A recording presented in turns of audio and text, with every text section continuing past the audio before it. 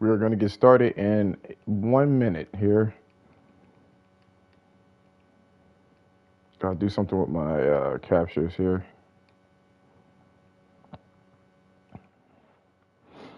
So that if I need to make a quick screeny.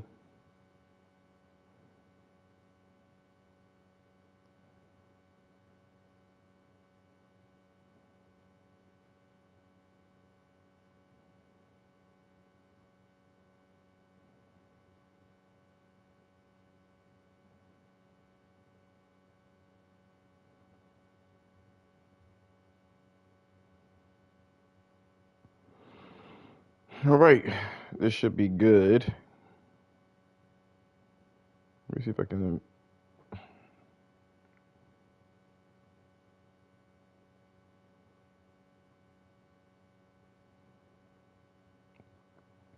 Wow, that's weird. It's doing that thing again. Let me see here. Add speakers here. Boo boo doo boo doo boo.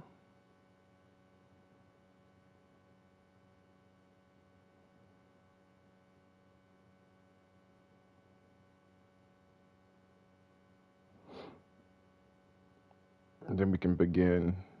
I want to make this app split with on my phone, by the way, with another. Get rid of the alarm. Get rid of the this. Ooh, I needed that. Son of a gun. No, not you. You get back. No. La la la. I said la la la. There we go.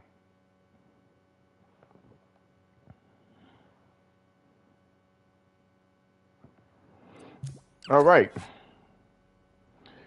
I said a minute, right? And it was 2 minutes. So we are actually going to begin now.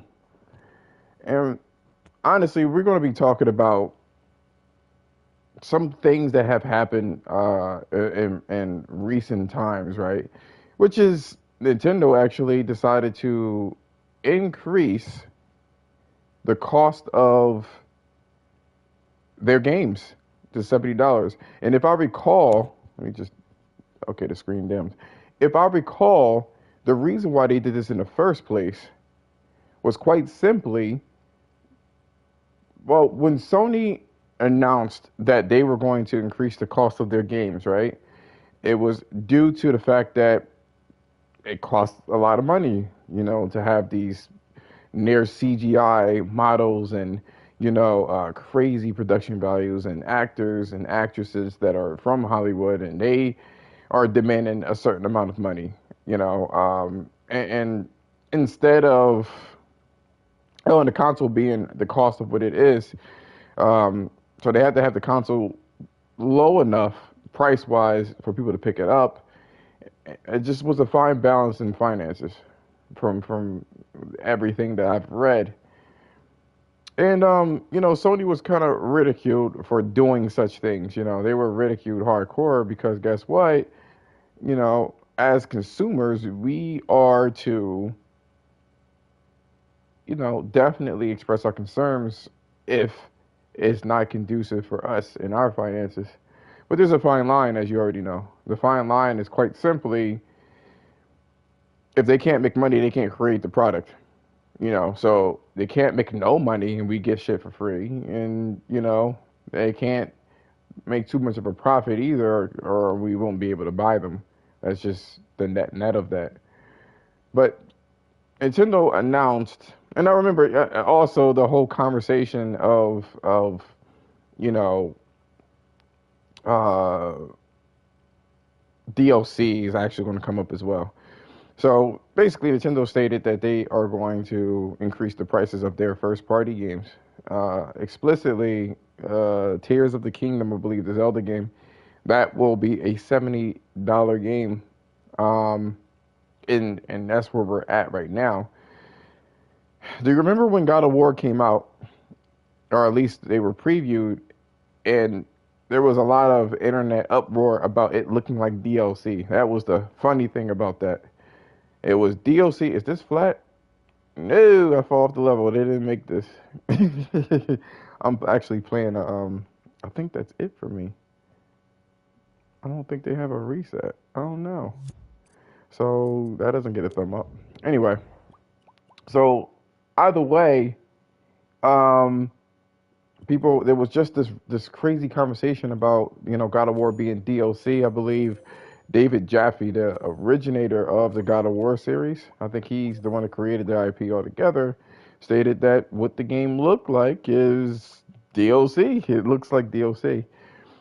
And there was just a uproar, debacle when it came to that as well. Very, very interesting, very interesting conversation. And now we got a game that is sharing the entire usable space of of the first game, Breath of the Wild. The entire one, and they modified it.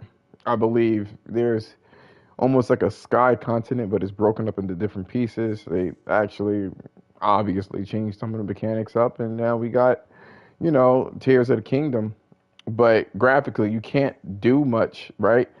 With the game and its old ass hardware, it's just going to look like it's gonna look a certain way, you know what I mean? But if they're gonna charge $70 for the game, is that if they're going to charge $70 for the game, right?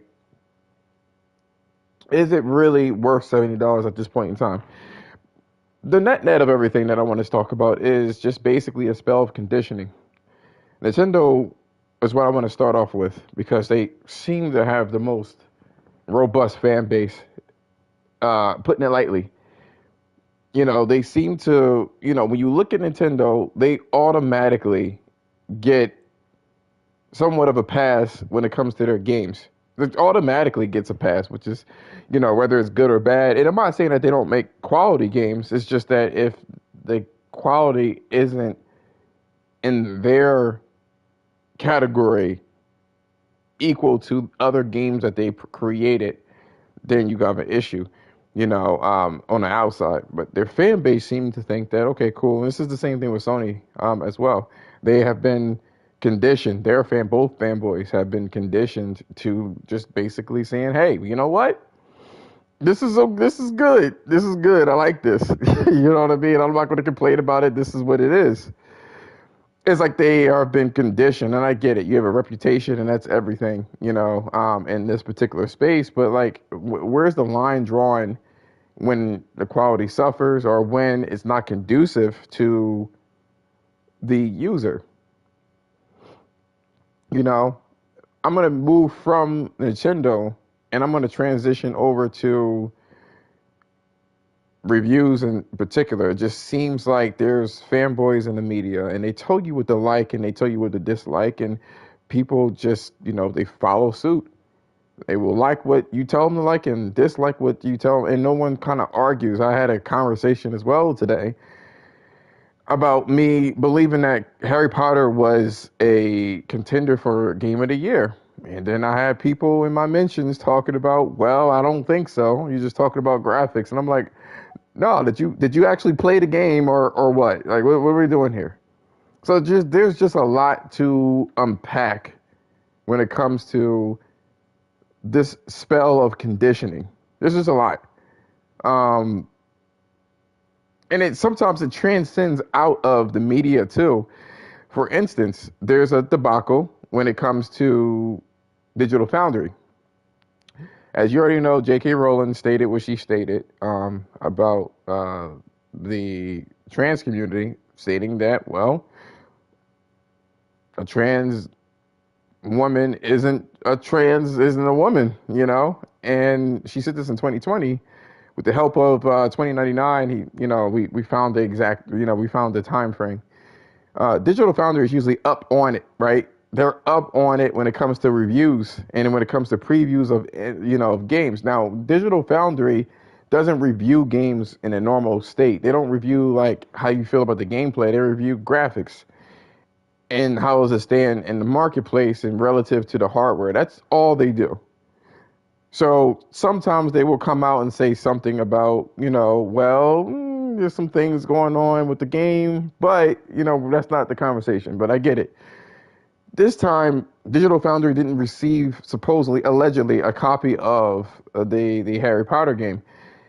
And then when people asked them because they already had the game or were interested in the specifications of the game, there was a problem with that. And John Letterman had an explosive reaction that just wasn't it. It was so unprofessional that I had to check the handle. I was like, "Oh, that's probably somebody created a profile and it's not him." And sure enough, it was him. I mean, it was volatile. I mean, I don't like this effing children. I was like, "Hey, whoa!" And he was like, "I never liked Harry Potter." And then upon digging deeper into it, his hate and commentary about Harry Potter happened in 2021, which, J.K. Rowling had her situation in 2020. Another curious thing is that Digital Foundry typically has this thing where I don't know, like they'll mention some technical aspects of the game, but then they'll throw a little 2 cents in there. Like Stellar Blade, for instance, they stated that, well, yeah, the game looks really nice. It's using Unreal 4, but you know what? I don't understand why she's so scantily clad and it's just very juvenile. Like, what's the ad libs for? It was very curious to me. So I'm gonna let 2099. Thank you for coming here. Speak about the stuff that we just mentioned. First, starting off with Nintendo, and how they were able to raise their price of a game that, to me, looks like it could be DLC, and we're so conditioned to just love whatever Nintendo comes out with. You just accept it. I mean, you know me, I would never just accept things at face value. What do you guys say about that, man? Nintendo's are a different breed of customer, man. Like, Nintendo can release anything that they want to release pretty much, and if it's an exclusive, it's gonna do 10 to 20 million like in the first couple of months. It just is what it is with Nintendo. That game, first of all, they are ridiculous for charging $70 for that game. Like, there's no reason that game should be $70. It looks exactly like the first one. The world still looks empty. It has all of the same mechanics. I mean, look, I'm not going. The game is great for people who love it. Some people have it called it an all-time classic, and so it's going to sell regardless. The collector's edition is already sold out. Nintendo is just in a world of their own, and their fans are just a different breed. I can't help. I mean, Nintendo fanboys are going to be them. They're going to be their own little fanboys, but I can't help to think, right? The media actually, either the media is filled with Nintendo fanboys or they're conditioned to like what they have too. I'm more curious about the media saying what they're saying about the game and how they seem to not have, any type of, they just don't really, they just like, oh, well, whatever, What's going on with the media? As far as the media has been conditioned by Nintendo since the beginning of Nintendo, pretty much, to just accept the Nintendo exclusives and not push back on it. Like, when you really look at the reviews that the media put out or their comments on Nintendo exclusive, there's rarely ever any pushback. They rarely ever are critical. I mean, to the point where as though you even have games like Kirby. Something like Kirby is like a must play from Nintendo. In reality, it's not. It's just simple platforming. It doesn't move the genre forward. It doesn't do anything special. But the media is just conditioned by Nintendo. I honestly wouldn't even be able to really explain why. I don't even know why. It's something that I probably would have to dig deeper on. I'm sure there's a specific reason why the media always props up Nintendo products to the highest level and like never is critical or never dishes out the same energy that they have for other stuff. Like they will sit there and criticize another company for putting an old game out at a certain price, but then you got the Metroid Prime 1 remaster out and it's $40. Like, I wouldn't even really be able to explain it, man. I don't understand it, man. With the media and Nintendo, it's just different. Like for me, I don't. Yeah, I mean, people know that I'm not a big fan of Naughty Dog for my own reasons, or The Last of Us like that. I fell off of liking their stuff a while ago, just because they used to make more intricate games, gameplay wise, in the past. It became like a on rails cutscene with some gameplay elements and yeah, like their technology increased. You can definitely see all the wrinkles and veins and expression and stuff like that. But ultimately, I come to play games. So when you affect that, I have a problem with it. But um, they, they came out with the Last of Us remake all together. Like they remade all of the assets, and then everybody was in an uproar. Should I get it? I mean, is it worth it? And it's like, I guarantee you that the Metroid remaster, which the funny thing is, it never really got like a crazy Game of the Year review when it came out back in the early 2000s. I guarantee you to get a higher score now than then. I guarantee you. And no one, what was because it's $40 because it's $30 cheaper and it's the same exact game emulated at a higher resolution. It's just very interesting to me that people can say what they're so conditioned to like certain things. And to be honest with you, the same I'll say that about Naughty Dog. People are conditioned because they made the games that they used to make in the past. They're conditioned to like that company and anything that comes out of it. And anybody being critical, the same thing with Nintendo, they have a problem with. And it's funny, there's also conditioning and I've said this before, when it comes to Japanese games, there's conditioning with them. They get a pass a lot of the times. They are worse in the hardware space, or not hardware, software space rather. Their games are a lot of the time janky or stiff, and people just run along with it. You know what I'm saying? And they say it's a part of its charm. They say that it's a part of its DNA. It can have fundamental issues, and no one says anything. But like I said before, Harry Potter, that game, despite it's and again, I am a Sony fan. Despite its controversy, it's a really good fucking game, and it has every right to be a contender of Game of the Year. It is thoroughly, it knows what it's doing, it's competent in what it's doing, and it's unapologetically Harry Potter. That's what it is. And all of a sudden, because why? It's an American game that it can't be Game of the Year. Like, American games have such a hard time becoming Game of the Year unless, again, we want to move into this. If it's Harry Potter, not Harry Potter, excuse me, if it's Rockstar, all Rockstar games are like fucking fire at the end of the story, and people just buy that game based off of their conditioning. Rockstar hasn't had the quality that they used to have, and this is starting from, I would say, Grand Theft Auto 4. That's when they started to stray off from what they used to do. They started fucking up there, and people are just like, well, you made some of the best games of all time, so you earn that. No one could ever criticize you because of the stuff that you did in the past, and I don't think that's right. You base merit off of that current, objective. What do you got to say about that?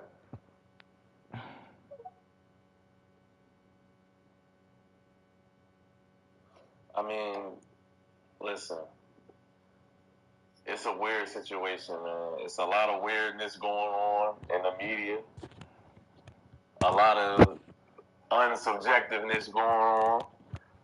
And look, people got to continue to call it out, or it's only going to get worse, man. Yep. Because right now they're not standing on business. They standing on, you feel me? They standing on politics. They standing on a bag. It's just a multitude of different things and different reasons. Like, it's a deep concept to really think about when you think about how the media handles the way that they treat different games and the way that they treat, just the differences between, things that they like or things that they don't like, or things that they choose to criticize. So we just gotta keep applying pressure, man. I feel like we can't just we doing a good job of calling all the BS out right now, fighting back against the cancel culture and all that good stuff. So hey, it is what it is, man. And just to go on, right, I see a lot of weird conversation comparing Forspoken because it has magic, right, to Harry Potter, and it's like it's funny you didn't keep that same energy, which with Elden Ring you didn't compare those two, and both of them have magic. There's many different games that have magic, and then whether you're doing it for clicks or you're just, you really believe that. It's weird to me that there's a subtle situation going on when it comes to um, comparing games East and West, and then your favorite games, and I see this all the time where like it's open world games are shit, you know what I mean? Unless a Japanese person makes it, a Japanese developer makes it, then it's okay, you know what I mean? Then it's great, you know. Um, they all have the same tropes and of open world games, and unless it's a Japanese game, then all of a sudden, icons on the screen don't matter anymore. You know what I'm saying? Another thing too, this is something I wanted to kind of mention, and I'm glad you mentioned that. The pressure needs to be applied. Like I said before, people called out Digital Foundry for doing this. They usually get games way in advance, maybe like a week or maybe like 2 weeks in advance. And this game was marketed by Sony, and they have a good relationship with Sony, but because of the controversy, either they don't want to deal with it. And I'm just thinking about John Letterman. I think personally, once she said what she said, because he wanted to be an ally and he wanted to, it's really social media points that people are like really. It's just so weird. It's very very weird to me that people like social media is just has destroyed like society's fabric. It just it's bad when you want to be accepted and liked so much that it compromises what you like or what you dislike. You know, um, on one side of the fence, right? I am happy that people are enjoying Forspoken because honestly, you shouldn't use the Metacritic anyway to be trying to further your confirmation bias. That's not how gamers operate. Back in the day, there were a lot of games that we didn't like, or that reviewers didn't like, but gamers liked. Monster Hunter from back in the day on PS2 was one of them, and people said, "Well, fuck the reviews. I actually liked the game." There's a lot of games that did that, and eventually, because society dictated that people liked it, then the reviews started changing, and it's like it just totally changed. It changed them. It's the weirdest thing. It's weird to me that people are so controlled by societal norms and whatnot. It's the strangest thing ever.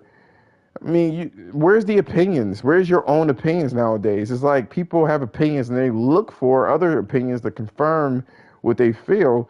And if they don't get enough opinions to confirm their bias, then they just capitulate and just say, well, maybe it's just not for me. But if they get enough people, then you know what I mean. Then they are all gun ho on it. It's weird. Um, like I said, on one side of the fence, I am glad that people are like fighting the reviewers, and it's funny because everyone wanted to say that Forspoken had cringe dialogue, and they picked two cutscenes in the beginning, but no one has picked the more impactful, cutscenes in there. Like when I read reviews, I read like if they perceive it as being fun, if they perceive it as having fundamental issues, I'm gonna need a reason for what you're saying. You can't just say these absolute terms and say it's cringe and then try to engineer what you're saying by cherry picking one piece. You know what I mean? Even if you did say that the dialogue for Forspoken is cringe, well, what about like 99% of the anime games that comes out there and what they say, or Final Fantasy X where the main character like laughed awkwardly? No one mentions that, but that was okay though. That no one had a problem with that one. That was good. That was cool.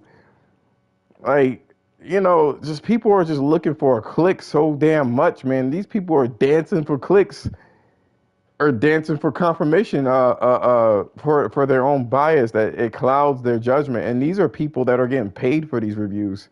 This is their job. Like the Digital Foundry debacle with Harry Potter, I don't give a fuck what you like. You know what I'm saying? Your job is to get this game out, and you created this precedent when it comes to making these reviews. You wanted to be the first one there so you can have the first eyes on there and have to, because there's other people that reviews technology as well.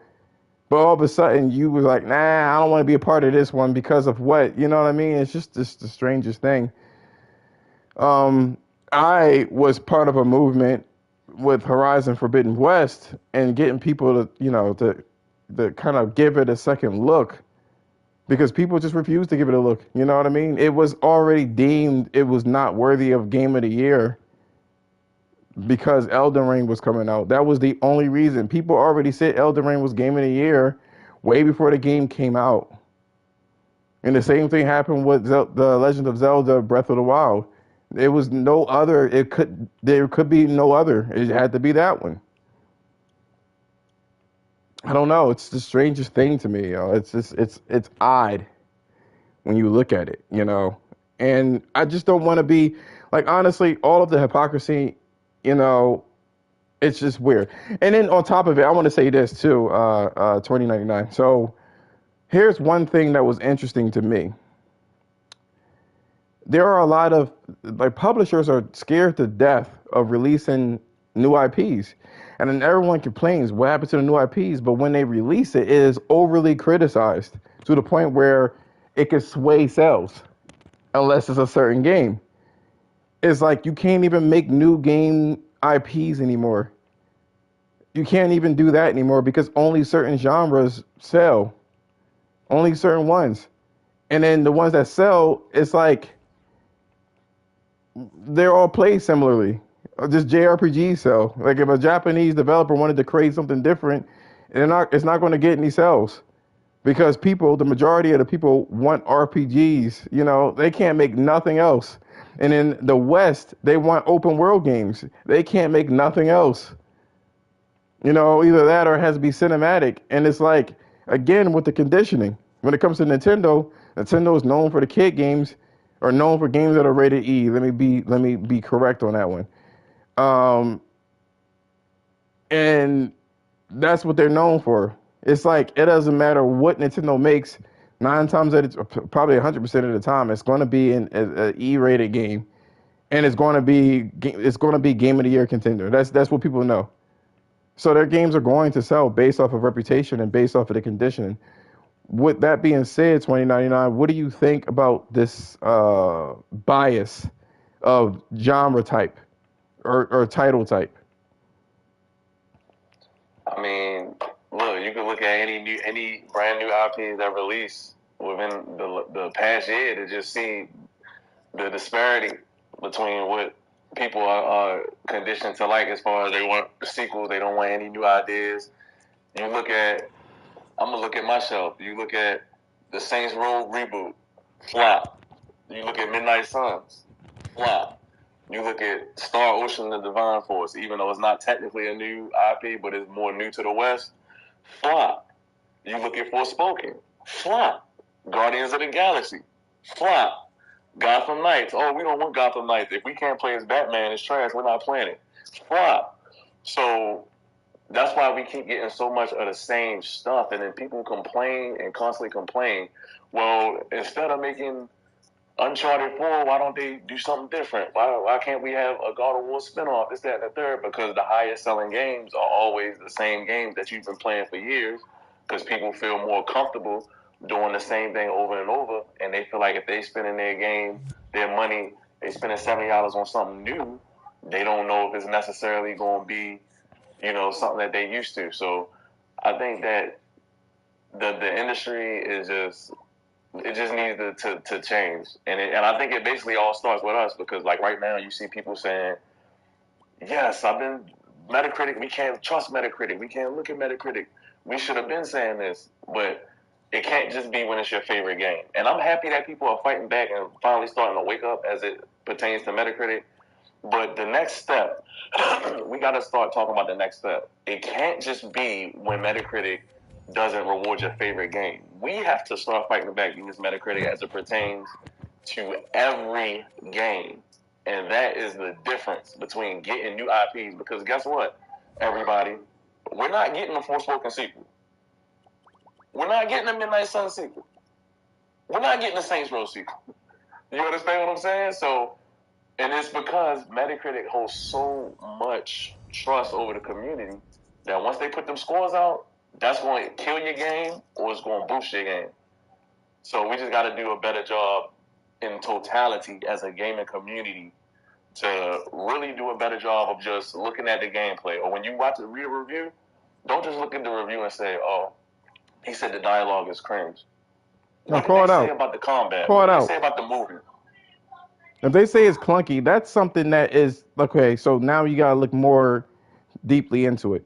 Not I perceive that it's cringe dialogue because again anime games don't get any kind of flack for that shit. Not just that, if you see a poor review, that shit needs to be called out.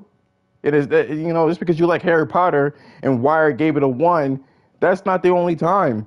Anybody that's trying to bring politics within the gaming space and it adversely affects it, I should say affects in any capacity, whether it's positivity, which is like The Last of Us, right?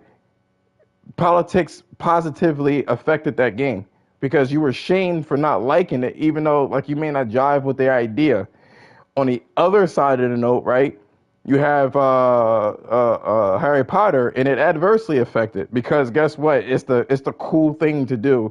Everybody want to be a social justice warrior at this point, and so you get places that are either not going to cover it or they have to have like a fucking caveat just to review. It's weird to me. You know what I'm saying? It's about as weird as me caring if the developer actually like what position of sex they like. You know what I mean? I don't give a flying fuck about what they do in the. I don't care. I don't care. That doesn't make or break the fucking game. Like, what's the gameplay like? It's weird for people that really care about orientation and race and stuff like that. Here's a thing that's really controversial, right? Guess what? The whole gaming space is mostly white people. And then, black people don't want to make video games. That's just the net of it. You can walk in the street and ask people that. There's certain stereotypes, observations, if you will, that's going to. Look, if I ever made a game as a black man, I'm not going to make a game about a white person or an Asian person or any of that nature. I don't know enough to do it. I don't know enough to do it. I can only make what I can make, and that's the end of it. If I want to make a story about those said races, I'm going to need a subject matter expert. You know what I'm saying? Now, I'm not just throwing white people or Asian people into my game because it's the cool thing to do. And that's what's going on with people nowadays. Everyone want to crucify people just because of political reasons. Political reasons should have never been a part of the conversation in any capacity. Is the game fun or not? That's the end of the day. And that leads me to what I want to talk about here, which, a lot of times people are like pissed off at the fact that, I mentioned such. I'm so glad of the breakaway, man. I am absolutely positively excited for the breakaway and people like really fighting for this shit, fighting to not be a sheep, what's the next game like that's going to come out? I wonder how people will feel, right? It like, okay, so if you have Harry Potter, because I'm starting to receive pushback for Harry Potter specifically, right? I wonder if it's going to be nominated for Game of the Year in any capacity. I want to know what's going to happen with that. How people are going to actually come out and say like, hey, does it deserve to be nominated? And if it doesn't deserve to be nominated, what is the reason as to why it doesn't deserve to be nominated? That's what I want to know. Your takes on that 2099? Well, I think one or two things. I had a conversation about this the other day. I think one or two things are going to happen with Harry Potter at the Game Awards this year. And y'all can hold me to it. The first thing, one of the things that's possibly going to happen is they're going to nominate the game for Game of the Year. And so many sponsors and commercials and publishers are going to drop out from the Game of the Year awards that they're going to have no choice but to remove it. That's the first thing I think that may happen. The second thing is they're just not going to nominate it at all, and they will have a good excuse this year because you have so many big titles coming out. So those are the two things that I see happening as far as the Gaming Awards. Personally, I don't think they will nominate it because you're going to lose so much money in sponsorship. And that's where they make the bulk of their money every year on the Game Awards. People are not going to want to debut their new games and bring their trailers to the awards if, people is boycotting because of Harry Potter. So I think that they're actually not going to even bother nominating it, which is a shame because this should really be the chance where they take a stand and say, look, we stand for all people of all orientations and everything, but as a physical gaming media, this game deserves to be nominated for its mechanics and its gameplay, so we're going to nominate it. Point There's blank. ways they can go about it, but they're not. And the funny thing is, right, it's weird that people stand on such weird, like, you know what I mean, morals, right? Like, you already seen, like, the Mighty Keith said what he said, right? He was like, yo, how you going to sit there and go on Twitter, which you claim that the owner of Twitter is a bigot, and claim that he should support a game with which that, creator is a bigot, and you're going to type on your phone that was created by, like Korean or Chinese slaves. Like, where's the line being drawn here? You know what I mean? Like, literally, so many sponsors are, will drop off because of this social, this whole social shit. That shit's so weird to me. Like, out of all the things you fight for, someone's opinion, someone's thought process, right, is the thing that, like, and it's not detrimental to a person's well-being either. You know what I mean? This is on some shit like, well, I mean, ultimately, would the change, would it have changed if you added one word, if she added one word and said biologically, and then all of this will go away? Would that have been a determining factor, and we could be kumbaya again? Like, it's so weird. People are weird. People are very strange. You know what I mean? And I'm hoping, as a gamer and a part of the gaming community, that this nonsense stops. That people will stop being so damn thirsty for attention and really get to the nitty gritty. You guys claim that you want new games. You claim this. This is what you say. You claim that you want, interested in new IPs and stuff like that. This is what you guys claim. Y'all want this, right? But then politics. But then, conditioning of wanting, no one could do anything new. Even though I don't like The Last of Us Part 2, right? Neil Druckmann decided to do something different with his story that was very risky, and it didn't pay off ultimately. We're so used to happy endings and coming of age stories, you know what I mean? Joel had a coming of age story where he was so hardened, and then he finally opened his heart to it, right? And everyone liked it and called it the greatest game of all time. But then when someone shows you the reality of the reality of things, it didn't resonate. You know what I mean? And it's like, when somebody gives you something new, you kind of don't want it. You know what I mean? You say that there's all these problems, but it hasn't been done before for you to say that there's all these problems either. So, I mean, I'm at a loss. Which one is it? Can it be? I don't understand. How can you say that a new IP needs work somewhere if it hasn't been done before? I don't know. You have any thoughts on that last bit there, that portion?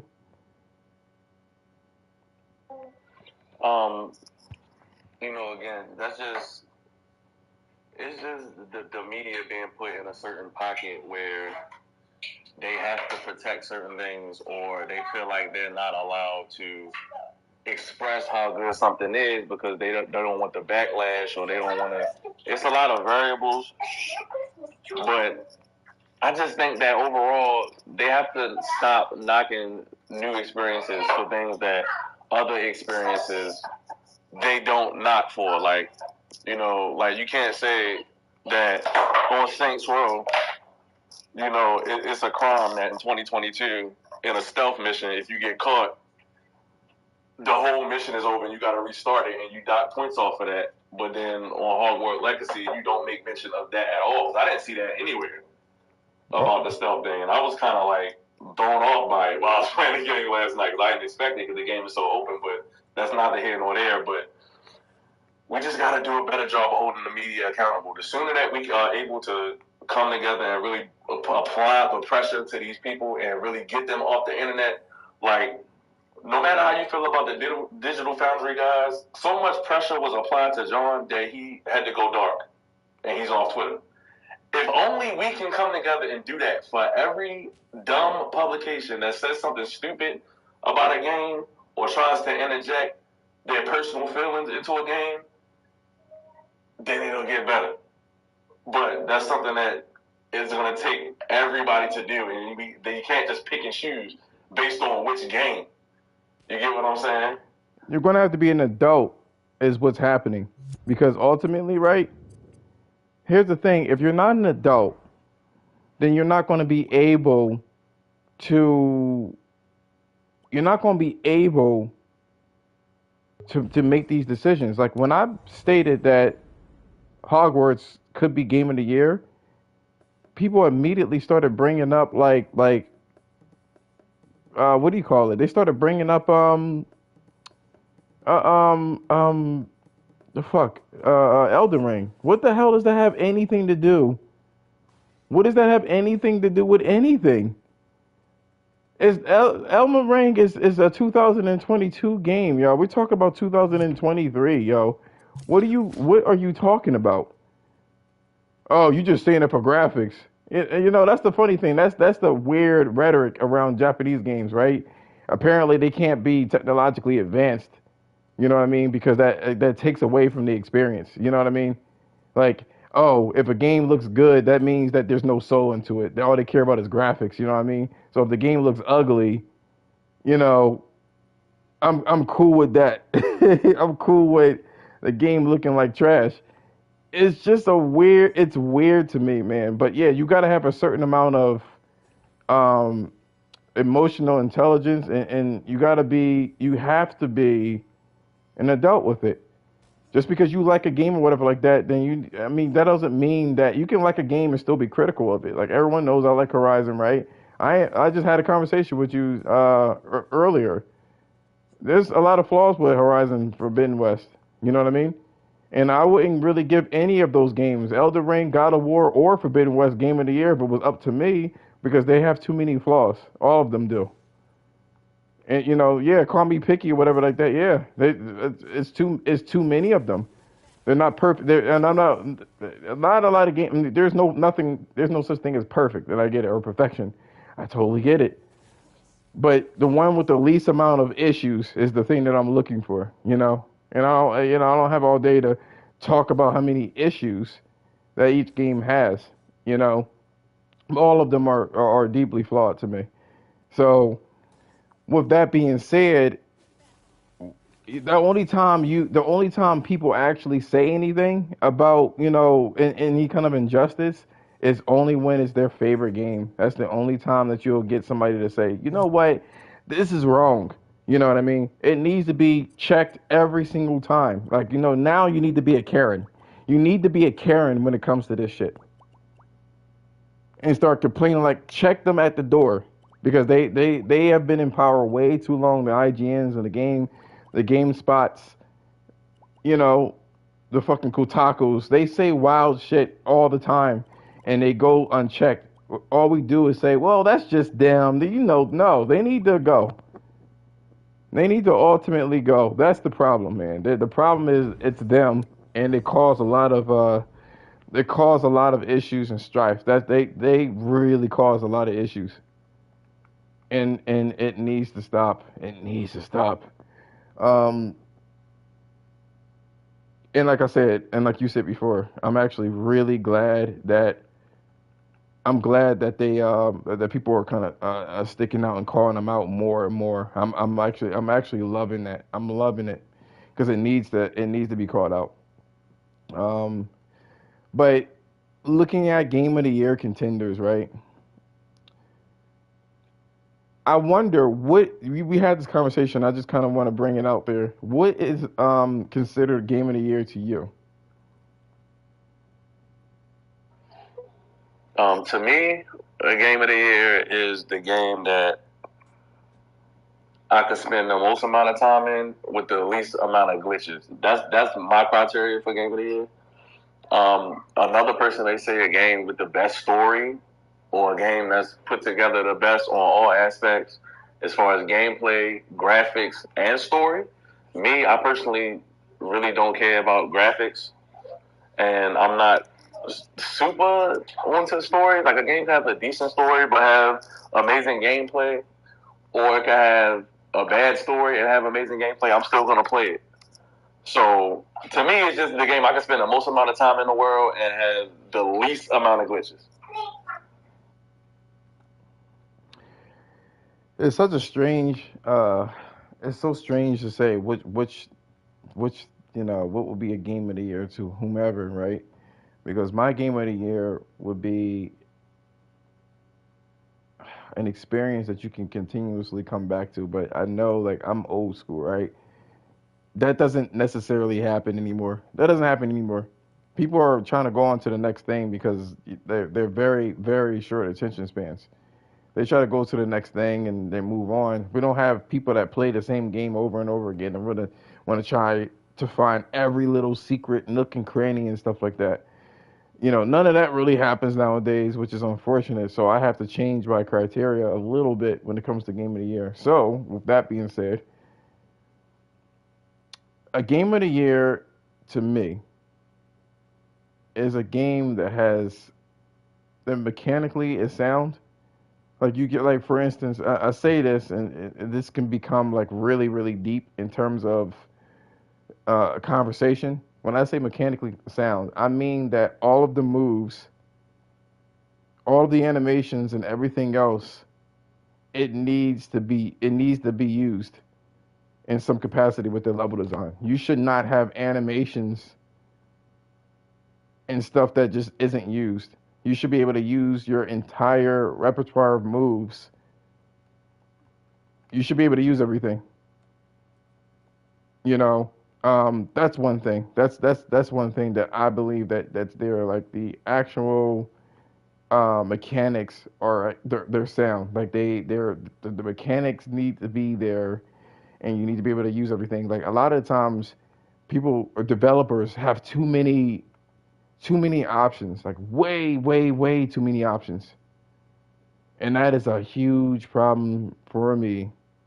Too many options. Too many options, just for the sake of options, too. Like, it doesn't even make sense, some of the things that you can do in a lot of these games. I'm not a big fan of just throwing everything but the kitchen sink out there.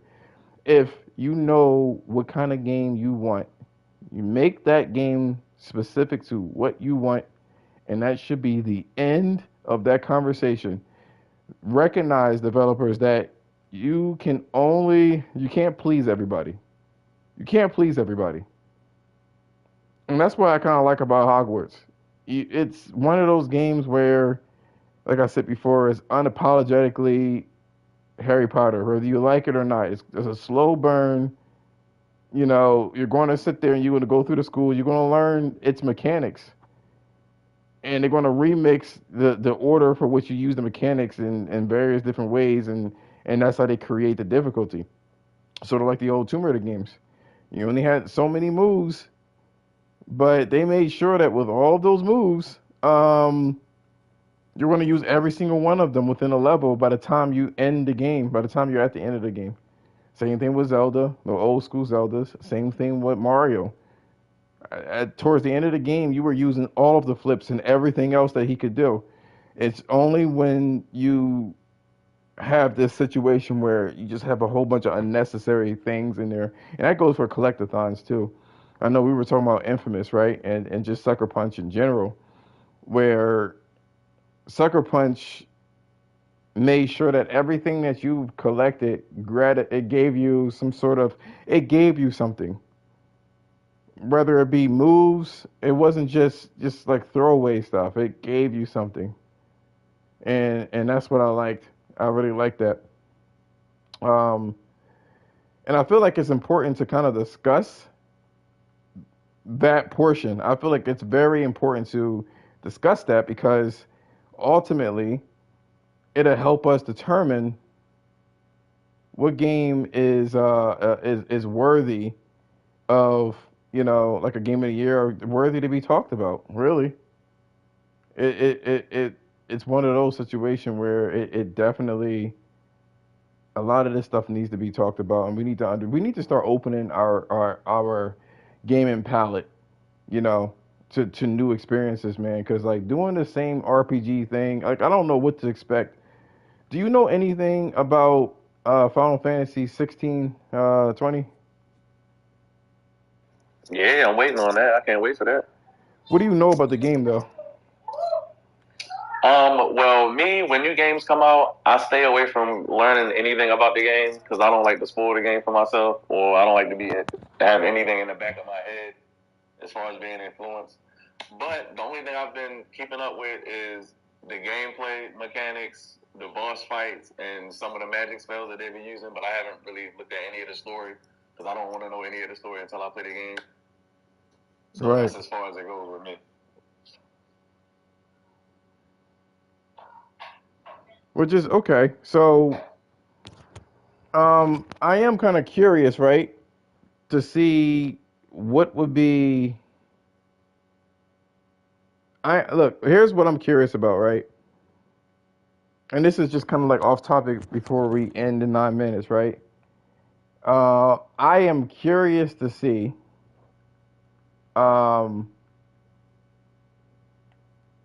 what is going to be uh, released next year or this year.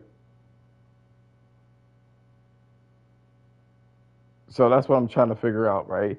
So far we have the Harry Potter that came out, Resident Evil 4 remake, and we had a heated discussion on this about Mm-hmm. if this game, right, can even be considered like game of the year contender. That's the curious thing, you know what I mean? Is that a game that could be game of the year? And if so, why do you think it's game of the year? A remake. I don't know if it's actually going to get nominated based on the amount of stuff that's coming out this year because you got Star Wars. Star Wars is definitely going to be there, 100%. One of them Final Fantasy games that's coming out this year, I'm not sure which one because it really depends on when Rebirth comes out. But one of them is going to be there. Starfield is 100% going to be there. I don't think that's coming And out this year, honestly. I'm not gonna hold you. what Starfield? Yeah. I mean, I wouldn't put it past Bethesda based on how long they take to polish that game. I wouldn't put it past them. But if it comes out this year, it's going to be there. Hogwarts is 50-50 on whether it's going to be there. If Hogwarts is not there, Spider-Man is definitely going to be there. So I think it's going to be too many games coming out this year that they would consider a remake. I think it's just the gaming schedule is too bloated. And then we got Dead Island 2. I forgot about Dead Island 2, Street Fighter, Tekken. I don't know if they'll nominate two fighting games or even one of them, but Yeah. it's just a lot of stuff coming out this year. Yeah, I don't think they're gonna nominate that. And then on top of it, Dead Island, I'm already hearing like kind of mediocre reviews a little bit. That's what I'm kind of hearing. Not mediocre, but like it's like in the same vein as, it's one of those cooperative games. You know what I'm saying, where you can have fun with your friends, but nothing impactful. So it's always weird to me that the Metacritic is dictated by the quality of the graphics. It seems like, you know what I mean. The better it looks, the more like that's game of the year contender. You know what I'm saying. And especially so if it's made by your favorite developer and or publisher, then that's when it becomes game of the year somehow. I am very curious to see um, how Spider-Man is going to turn out. If that bitch don't have no day and night cycles, it's not going to be a game of the year for me. I'll enjoy it. It's just not going to be. To me at this point in time, if you're designed for the PS5 in mind, it better not play like fucking 2018 or Miles Morales at all. It better not. It's bad enough that you're going to be in New York. You know what I'm saying? again, it's always fucking New York, and I get it because it's fucking. I get it. I totally get it. Like I'm not mad at it or whatever the case is. It's that's the staple for Spider-Man. But they got Let to me say do one thing about Spider-Man. what? What you say? As far, let me say one thing about Spider-Man too. So the devs have already confirmed after the first trailer was shown off with Venom in the Alley, they've already confirmed that they put the trailer at night because the game is going to take place mostly at night, and it's going to be a darker experience because of Venom, and the city is going to reflect that. It's going to be changed. It's going to have like symbiote enemies, and it's going to start being taken over by the symbiote. So the city is definitely going to be a lot darker, and it's going to take place mostly at night. Which means that there's no day and night cycle. So it's a no for me in terms of game of the year. I don't give a fuck what they do. I'm not trying to play a prettier last generation game. Period. Point blank. I'm not. I'm not. Get mad at me all you want. Get mad in the comments. Leave your little tweet or whatever the case is. I'm just fucking over, games that are not like I told you before. I told this to a lot of people that the thing about Insomniac is that they play that shit safe. It's hard to fuck up when you play it safe like that. It's very hard to fuck up. When you make such a simple premise and be like, you know what? I know everybody likes the cinematics. All I gotta do is make it like the movies, you know what I'm saying? But all in all, I'm just gonna basically keep it as is, you know what I'm saying? I'm gonna make sure that I don't want to try anything crazy gameplay wise because if I do, then it's a possibility that people may not like it. So I'm gonna keep this shit simple. And I mean, more power to them. I'm kind of over that. I'm kind of over that. Everybody's like, "Well, it's Spider-Man. How could you not say Game of the Year? Did you play it? Did you play the game? Is there a copy somewhere floating around where it's just automatically should be Game of the Year? Because if I'm not mistaken, just because you're a sequel to a previous game doesn't mean that it's going to keep that same quality. And on top of that, I do believe, truthfully, that this Zelda is not going to be like receptionally as unanimous as its predecessor. And I mean that from like the actual like actual fans. And the same thing with Elden Ring. If they make an Elden Ring Part 2, it's not going to be sweeping shit across the board. It's going to be a fanfare at this point in time. Just like if Elden Ring, right? If they make another Elden Ring and that shit's just another area and like a polished gameplay, that's a no for me too. That's a no for me. All of that shit's a no. I am not doing that shit. These developers need to do better. And if you want my money, you tricked me once when I bought Elden Ring and that shit's an open world Souls game. You tricked me once. I will not be tricked again. Period. I'm not doing it. I mean, am I wrong for saying that, or am I too like am I too critical? Nah, they got to do something different, man. Like going forward, like even as it pertains to Spider-Man, like I feel like it's a lot more pressure on them for this game because you gotta really revamp everything. You can't have the same random procedurally generated crimes. You can't have the same fetch quests. You know what I'm saying? You can't have them dumbass MJ stealth missions no more. So what do you do to pad that time? Now you got Miles. It's just a lot of stuff that they have to do to get this one right. So it's definitely not going to be a game of the year. I don't think so. And as far as Zelda, you underestimate the power of Zelda, bro. Like that game is gonna get a 10 out of 10. It's gonna get a Metacritic must play, and 9 times out of 10, that game is gonna win game of the year. Oh, I don't 100%. think you heard what I said. I think you missed it. I said amongst the users. I didn't say amongst the gamers.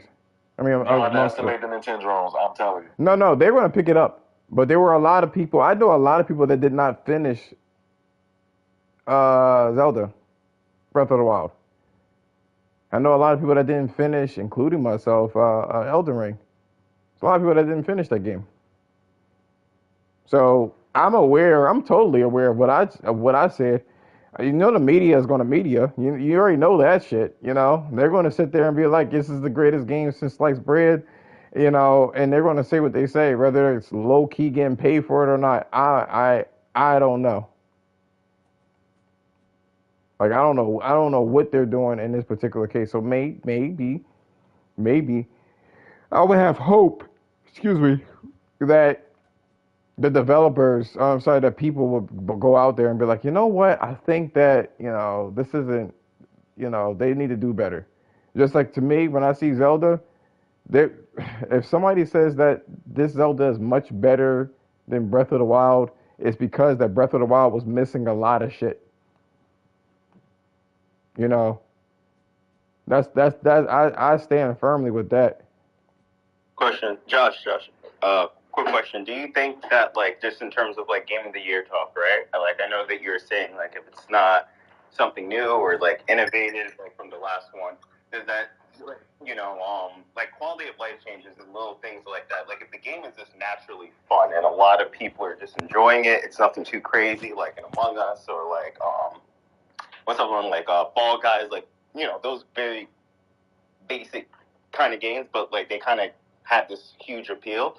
Is that not, like, I guess in your words, like, would that not be considered like a game of the year, or does it have to be like something new that we've never seen before? Like, what are you bringing to the table, like, to revolutionize the industry? Is that, I guess, is that kind of the criteria for game of the year for you? It is, and the funny thing is, what I want to say, because that's the funny thing, right? People will say that you're looking into this too much, right? You, as a gamer, should want the most out of fucking gaming.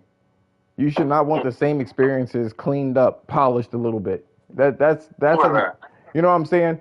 I'm I don't want, like, okay, so if they make an Elder Ring Part 2, I am not looking for, right, a fanfare, like just shit for the fans.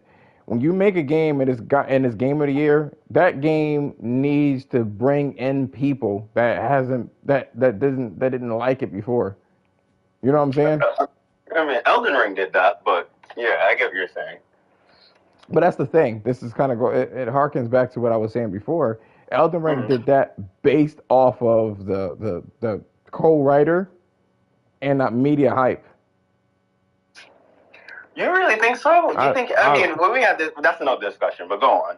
I do think so. When it comes to Elden Ring, there were like because the numbers. I have a lot of, for example, right? Like with this Hogwarts shit that's going on, right? Just like, and this is my anecdotal thing, anecdotal evidence, right? But I just had 3 friends run out and go get a PS5 to go play Hogwarts Legacy. That's it. That's not even a PS exclusive, but they just bought a whole console just to play that. I feel like that has the hype of the writer in the universe. But like even something like Elden Ring, I was like the only one even talking about it, like even within my sphere. Like, Justin had no idea what it was until the night, like the week before, and I was like, yo, you're coming to the midnight release. And then I feel like that hype kind of blew up because of all the like what the reviewers gave it. I don't really think it had that hype necessarily going into it outside of the Souls community. But that's just me. I don't think, like, George R.R. Martin, like, all those people who watch Game of Thrones and, like, House of Dragons, like, they didn't run out and get game consoles to buy, like, Elden Ring. You know what I mean? It didn't have the same... No, you're absolutely right. But here's the thing, right? If what you say is true, right, there are people, and maybe they did it out of spite, which is, I'm one of those people. I don't like cancel culture, period. I'll do a lot for cancel culture. You already know my stance on Harry Potter and what she says, the creator. And I told you I was going to pick up the game, right? I haven't seen you online. So that's another topic. Where the hell were you at? Last night? Mm-hmm.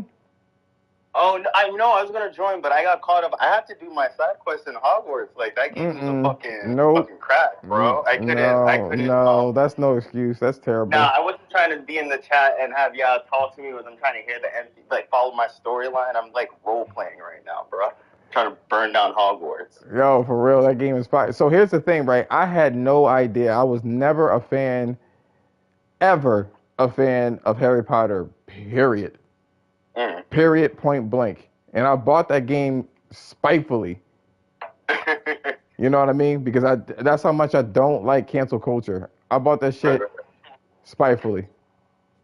You know, and that's the thing. I was like, it's funny because I was like, man, I was like, that shit, yeah. I was like, I'm gonna get that shit because because the reviewers, look, the opposite happened. The reviewers Mhm. gave that game kind of mediocre scores, and they had to preface the conversation because because of the shit that was happening, and they were giving it like eights. You know what I'm saying? Like even if you say that it got good reviews, it didn't get tens across the board before Yeah. the. I mean, to be fair, I don't think it's necessary. It has some little things. I don't know if it's like a 10 game, but yeah. I mean, here's the thing, right? For me, it's unapologetically Harry Potter. Oh, very true, very true. You know what I mean? So whatever you take the good with the bad or whatever the case is, it's hard to make you flicking of the wrist when it comes to the wand into something that looks compelling. But they made it feel great.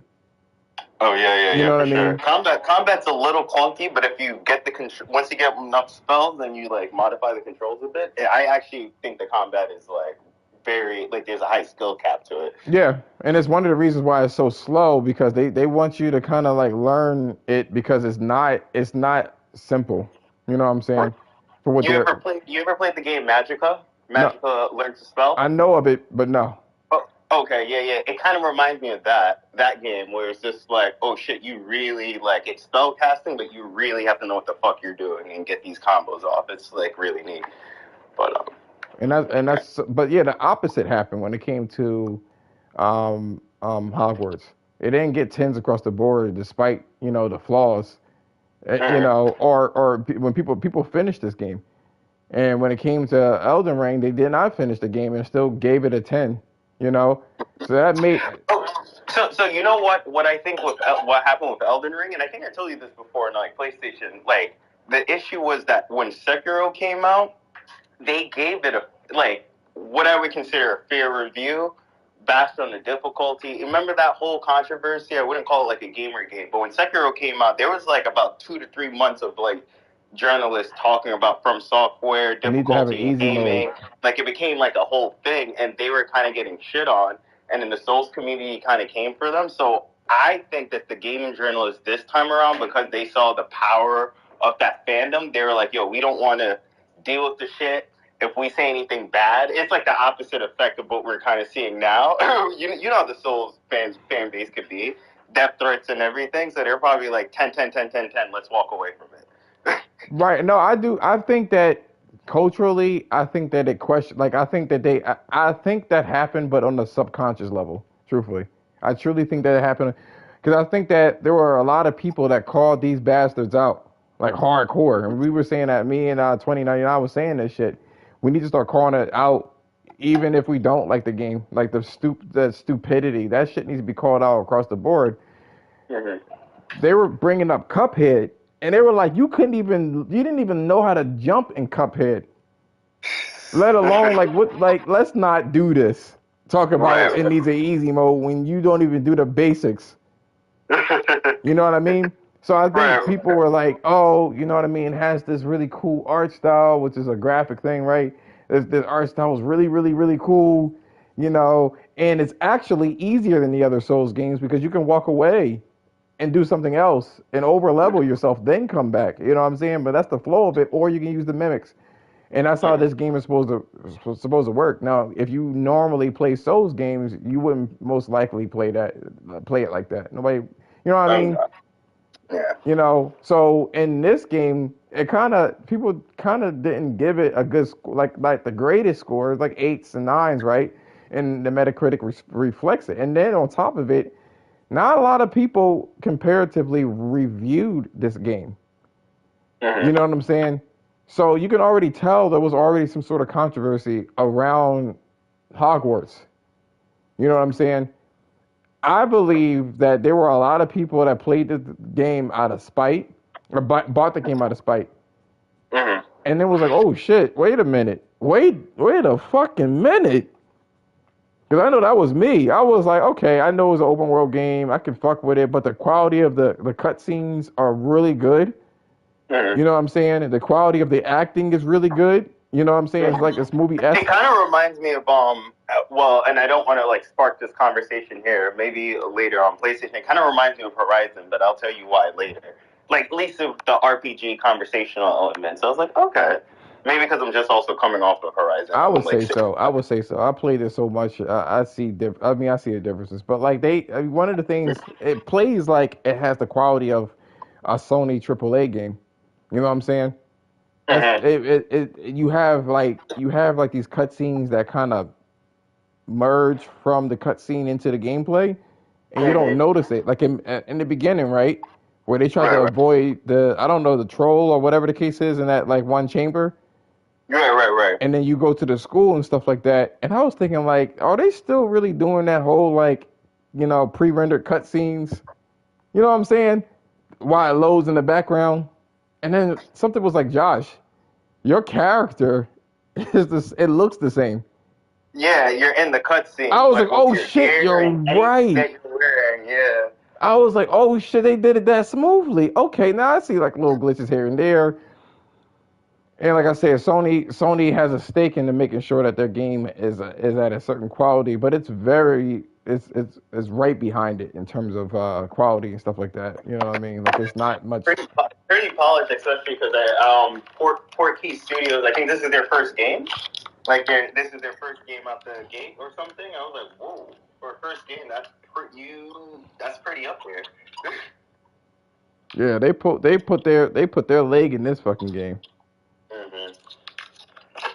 I mean, obviously J.K. Rowling was involved. They're not gonna say it, but like this has her team's touch all over it because it's the same thing she did with I don't know if you heard about like Harry Potter Land in Universal Studios or whatever, but like her team had to control every bit of that to the point where Universal was about to drop the whole Harry Potter land or whatever the fuck they created because she was just so difficult, like in terms of how things taste, how things look, and how people are supposed to interact and move around the area.